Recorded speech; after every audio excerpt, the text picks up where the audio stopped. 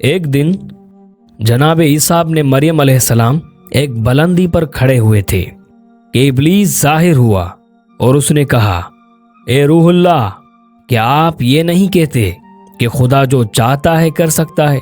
حضرت عیسیٰ نے فرمایا، ہاں، خدا جو چاہتا ہے کر سکتا ہے۔ شیطان نے کہا، اگر آپ اس بلندی سے نیچے گر جائیں تو خدا آپ کو بچا سکتا ہے؟ حضرت عیسیٰ نے فرمایا، ہاں۔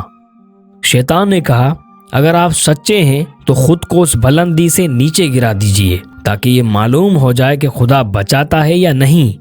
حضرت عیسیٰ علیہ السلام سمجھ گئے کہ یہ شیطان کا وسوسہ ہے۔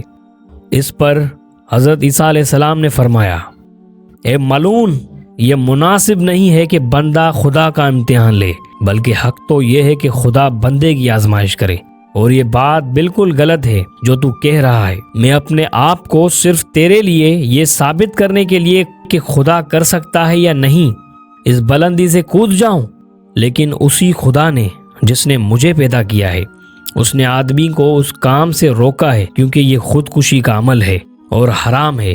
البتہ اگر بغیر کسی قصد اور ارادے کے اگر گر جاؤں اور خدا زندہ بھی رکھنا چاہے تو وہ مجھے صحیح و سالم رکھ سکتا ہے۔